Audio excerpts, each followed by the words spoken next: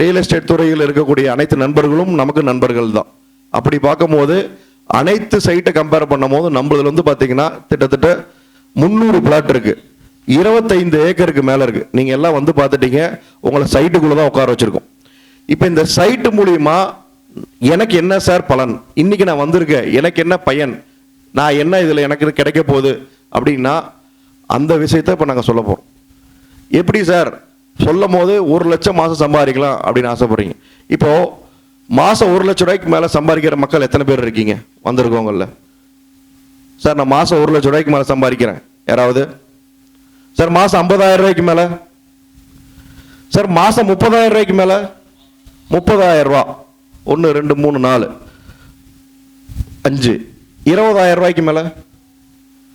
1 2 3. 10,000 ரூபாய்க்கு மேலே?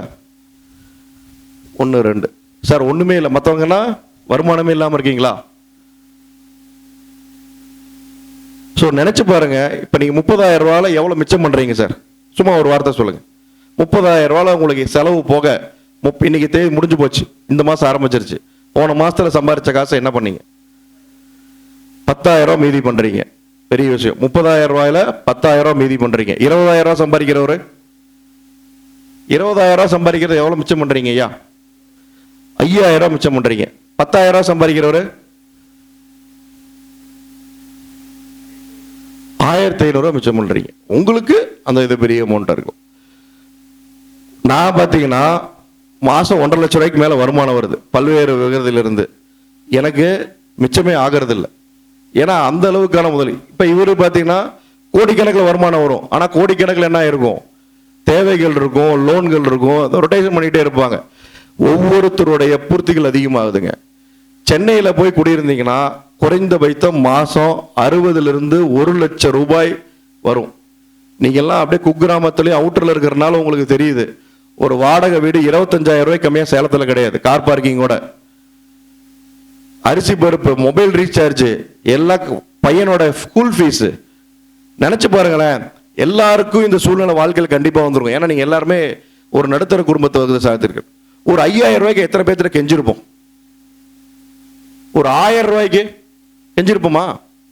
அந்த நேரத்தில் அந்த 1000 ரூபாய் கொடுக்குறோம் நமக்கு எப்படி தெரியும்? எப்படி தெரியுவாங்கம்மா? கடவுளா தெரியுவார். ஐயா உங்களை நம்பவே மாட்டோம். பணம் வாங்கினதுக்கு அப்புறம் தான் அவன் நமக்கு ஒரு பில்டப் நமக்கு தெரியும். நம்ம பாக்கெட்டில் இருக்கிற வரைக்கும் நம்ம பணம், அவன் பாக்கெட்டுக்கு போனா அவன் பணம்.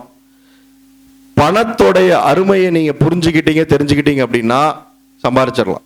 இதுல ஒரு சூட்சமும் சொல்றேன், ஒரு சீக்ரெட்.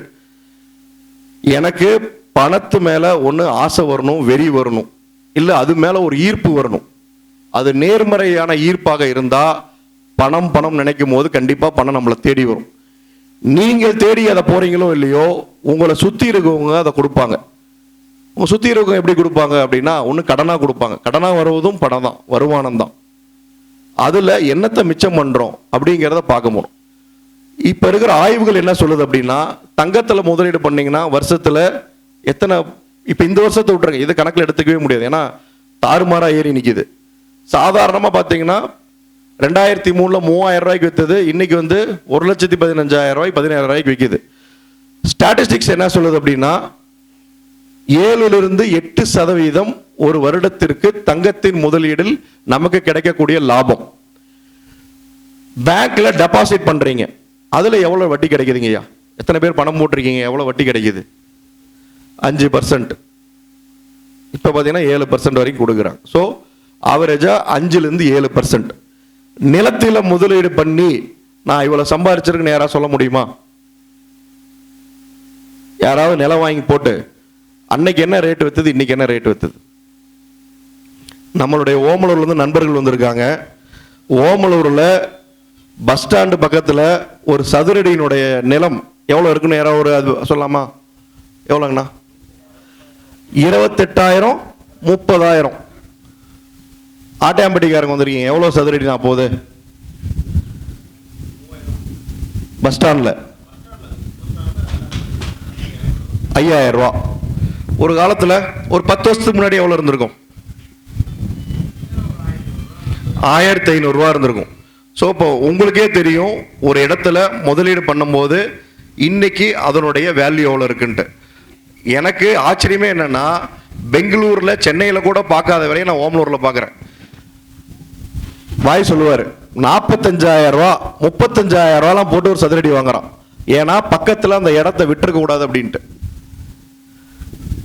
நினைச்சு பாருங்க, ஒரு சதுரடியின் விலை, ஒரு ஆளு நிக்க கூட முடியாது. நான்லாம் காலை விரிச்சு கூட இடம் பத்தாது. ஒரு ஆளு நிக்கக்கூடிய இடத்துடைய மதிப்பு எங்கேயோ போய் நிக்கிறது. இப்போ சேலம் டு ஓமலூர் எடுத்தீங்கன்னா எல்லாமே கம்ப்ளீட்டா டெவலப் ஆயிடுச்சு. 8 வழிச்சாலை, அந்த வழிச்சாலை, டிஃபென்ஸ் காரிடாரு அப்படி இப்படின்னு சொல்லும் போது ஓமலூர் பைபாஸ்ல நீங்க நிலைமை வாங்க முடியாது. பைபாஸ் மேல எவ்வளவு ரேட்டுங்கய்யா? 30,000 ரூபா, 7,000, 8,000 வரைக்கும் போகுது. அதாவது கொஞ்சம் அவுட்டர்ல. ஏர்போர்ட்லாம் தாண்டிட்டீங்க, தீவட்டிப்பட்டி போனாலுமே இந்த ரேட்டு தான் போயிட்டு இருக்கு. தொப்பூர் வரைக்கும் போயிட்டாங்க அடுத்த சைட் எல்லாமே. அந்த ரோட்ல எதுவுமே போகாது. மல்லூர் பக்கம் நம்ம இந்த நாமக்கல் பைபாஸ்ல எது ஐடியா எவ்வளோ போயிட்டு இருக்குன்ட்டு சதுரடி எவ்வளோ போதுமா? ஏதாவது நிலம் நீங்க தான் மீடியேட்டரை சொல்லுங்களேன். எவ்வளோங்க ஒரு சதுரடி? 1000 வாங்கினாரு. சரி, அங்க சைட்டு போட்டது ஏதாவது தெரியுமா?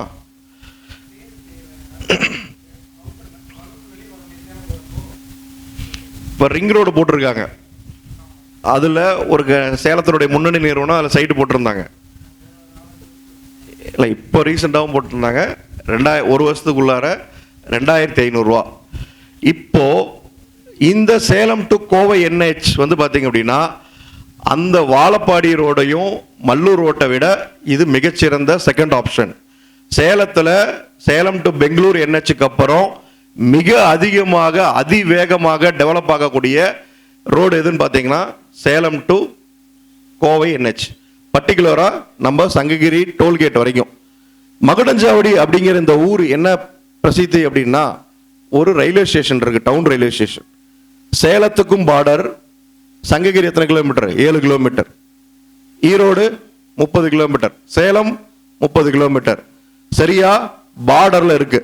இந்த பக்கம் எடுத்துட்டீங்கன்னா இளம்பிள்ளை சித்தர் கோயில், மிகப்பெரிய தொழில் வளம் உள்ள ஏரியா.